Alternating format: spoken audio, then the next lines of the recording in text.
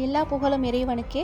Welcome to ஹோம்பி recipes. இன்றைக்கி நம்ம வீடியோவில் பார்க்க போகிறது துர்கிஸ் குனஃபா, அதாவது அரபு நாட்டில் செய்யக்கூடிய இந்த ஃபேமஸான இந்த இனிப்பு டிசைன் வந்து எப்படி செய்யலாம், நம்ம நாட்டு பொருட்களில் எப்படி செய்யலாங்கிறத பார்க்கலாம்.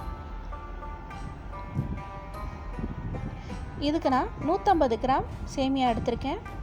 சேமியாவை நல்லா பொன்னிறமாக வறுத்து வச்சுக்கோங்க.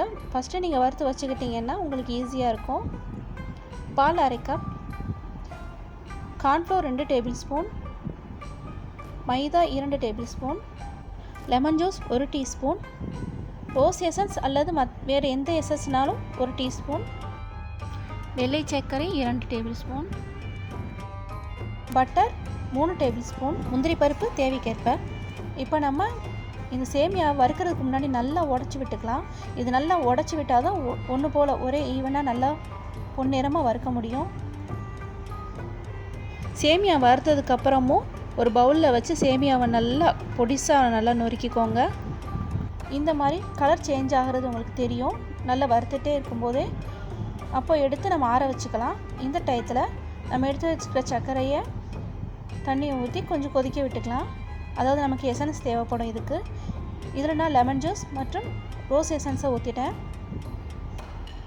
தண்ணியினுடைய அளவு 1/4 கப் வரும். இது இப்போ நல்லா கொதி வரட்டும். இது கொதிச்சதுக்கப்புறம் நம்ம இப்போ இது நல்லா கொதிச்சிருச்சு.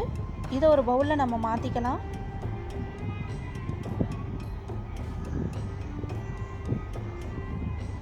இப்போது இதுலேயே நம்ம ஸ்டஃப், அதாவது குனஃபாக்குள்ளே வைக்கக்கூடிய அந்த க்ரீம் எப்படி செய்யலான்னு பார்க்கலாம். 1/2 கப் பால் அதில் ஊற்றிக்கோங்க.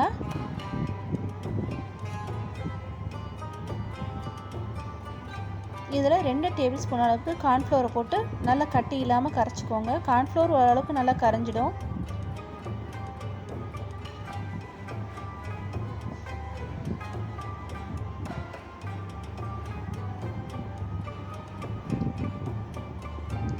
அடுத்து நம்ம மைதா மாவு 2 டேபிள் ஸ்பூன் போட்டுக்கலாம். ஒரு சீஸோட தன்மையை கொடுக்கும், அதாவது விலக விடாமல் சேமியாக்களை கொஞ்சம் இறுக்கி பிடிக்கும், கொஞ்சம் அந்த டேஸ்ட்டுமே வரும். இப்போ அதையும் நல்லா கரைச்சி அடுப்பில் வச்சு கெட்டியாகிற வரைக்கும் கொஞ்சம், அதாவது மீடியம் ஃப்ளேமில் வச்சு கிண்டிக்கலாம். கெட்டியாகுது பாருங்கள். நல்ல ஒரு க்ரீம் பதத்துக்கு வரவுமே நம்ம எடுத்துக்கலாம்.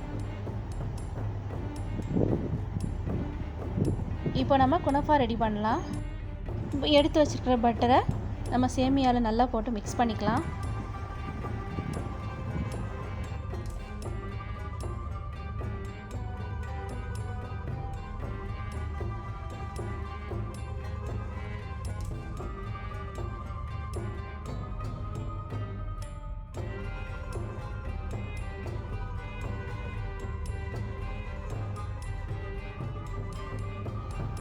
இப்போ நம்ம இதை ஒரு பேனில் ரெடி பண்ண போகிறோம்.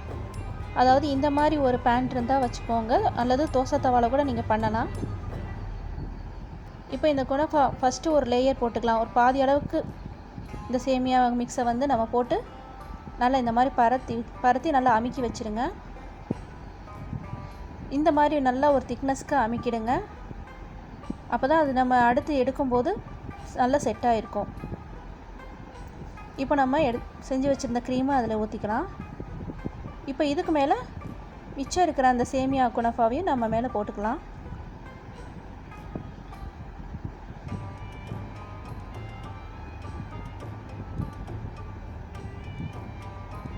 இதை போட்டு ஃபுல்லாக நல்லா கவர் ஆகிற மாதிரி இந்த மாதிரி நல்லா ஸ்ப்ரெட் பண்ணி விட்டுருங்க. இதுவும் ஓரளவுக்கு நல்லா அமுக்கி வச்சுடுங்க. ரொம்ப அமுக்காதீங்க, க்ரீம் வெளியே வந்துடும். ஓரளவுக்கு அமுக்கிட்டு இந்த மாதிரி கரெக்ட் பண்ணிக்குவோங்க. கரெக்ட் பண்ணிவிட்டு ஒரு மூடி எடுத்து மூடி வச்சுருங்க. இது ஒரு 2 நிமிஷம் மீடியம் ஃப்ளேமில் இருக்கட்டும், சிம்மில் வேண்டாம். ஒரு மீடியம் ஃப்ளேமில் ஒரு 2 நிமிஷம் வச்சுருந்தீங்கன்னா, மூடி வச்சுருந்தீங்கன்னா இது ஓரளவு குக் ஆகிடும். தட்டையான ஒரு தட்டை எடுத்து வச்சுக்கோங்க.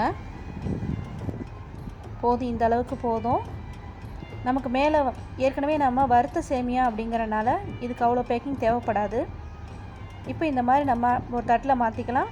நீங்கள் அப்படியே வந்து யூஸ் பண்ணலாம், பரிமாறிக்கலாம். இல்லை இந்த மாதிரி மாற்றணுனாலும் அது நல்லா வந்துடும். இந்த மாதிரி அடுத்த தட்டில் நம்ம மாற்றிக்கலாம். இப்போ நம்ம சர்வ் பண்ணலாம். கொஞ்சம் நம்ம க்ரீம் எடுத்து வச்சுருந்தோம் அப்படின்னா நம்ம எடுத்து வச்சுருக்கிற இந்த சிரப்பை வந்து அதில் ஊற்றி நல்லா க்ரீம் மாதிரி பண்ணிக்கலாம். இன்னொரு லூஸான அளவுக்கு நல்லா க்ரீமியாக பண்ணிக்கிட்டோம்னா எக்ஸ்ட்ரா க்ரீம் வேணும்னா நம்ம அதை யூஸ் பண்ணிக்கலாம்.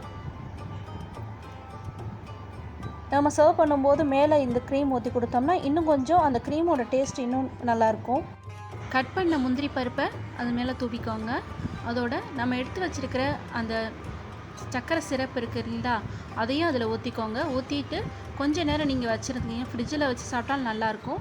கொஞ்சம் நேரம் ஊற வச்ச மாதிரி வச்சா இன்னும் நல்லாயிருக்கும். அரேபியன் குனாஃபா நம்ம வீட்டிலே ரெடி ஆகிடுச்சு. இந்த ரெசிபி உங்களுக்கு பிடிச்சிருந்தா லைக் பண்ணுங்கள், ஷேர் பண்ணுங்கள், சப்ஸ்கிரைப் பண்ணுங்கள் மற்றும் உங்களுடைய ஐடியாஸை கமெண்ட் செக்ஷனில் சொல்லுங்கள். எல்லா புகழும் இறைவனுக்கே.